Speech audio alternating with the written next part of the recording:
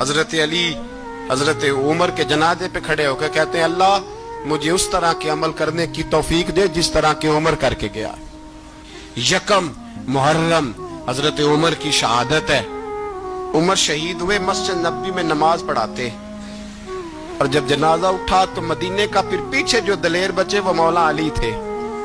مولا علی جناب عمر کا جنازہ اٹھا تو سب سے پہلی ہائے جو نکلی وہ حضرت علی کی زبان سے نکلی، اور حضرت علی ساری داڑھی آنسوؤں سے بھر گئی۔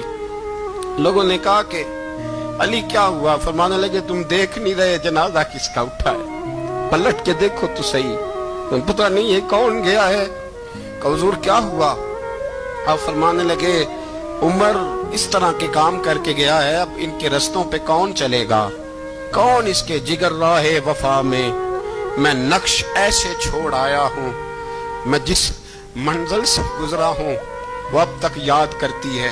حضرت علی حضرت عمر کے جنازے پہ کھڑے ہو کے کہتے ہیں اللہ مجھے اس طرح کے عمل کرنے کی توفیق دے جس طرح کی عمر کر کے گیا۔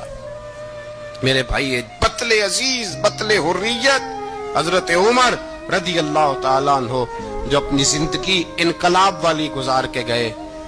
عمر جب دنیا سے گئے تو 80 دینار کا قرضہ تھا، 22 لاکھ مربع میل کا حکمران، اور اپنے بیٹے سے کہنے لگے بیٹے کوشش کرنا تیرے خاندان والے مل کے میرا قرضہ اتار دے، میری قبر پہ بوجھ نہ رہے، اور اگر خاندان والے مدد نہ کریں تو میرے دوستوں سے بات کرنا، وہ مدد نہ کریں تو پھر علی سے بات کرنا، ان کا پیار آپس میں اتنا اور تو اختلاف ثابت کر رہا ہے۔ 80 دینار کا قرضہ چھوڑ کر حضرت عمر دنیا سے گئے، اور جاتی دفعہ کہہ گئے میرے بعد میرے بچوں کو حکومت کے مشورے میں بھی شامل نہ کرنا، حکومت کے مشورے میں بھی میری اولاد شامل نہ ہو۔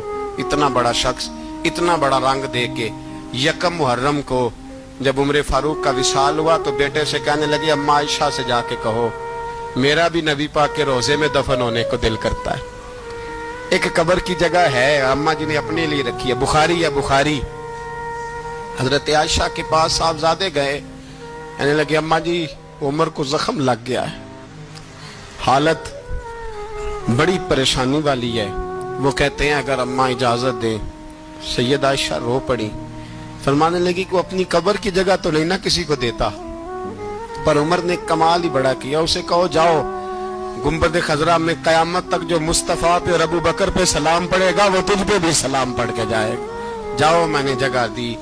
اعلیٰ حضرت فاضل بریلوی رحمت اللہ علیہ فرماتے ہیں وہ عمر جس کے آداب پہ شہدہ شکر، اس خدا دوست حضرت پہ لاکھوں سلام، اس خدا دوست حضرت پہ۔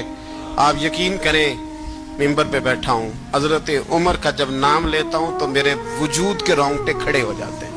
حضرت عمر کی زندگی جب پڑھتا ہوں تو لگتا ہے خدایا ایسے شخص بھی دنیا میں آئے، ایسے لوگ بھی دنیا میں ہو کر گزرے، ایسا شخص بھی آیا جس نے دنیا ساری اسلام کی گرویدہ کر دی، اور وقت آیا تو چرواہوں سے معافیاں مانگ مانگ کے کہا کہ دیکھنا عمر کے بارے میں دل میں بات کوئی نہ رکھنا۔ اسی لیے قرآن نے کہا ان الذین آمنوا وعملوا الصالحات اولئک ھم خیر البریہ، فرمایا جو ایمان لانے کے بعد اچھے عمل کرے سب سے بہتر وہی ہے۔ دعا ہے اللہ ہماری نسل کو حضرت عمر کے نقش قدم کا مسافر بنائے۔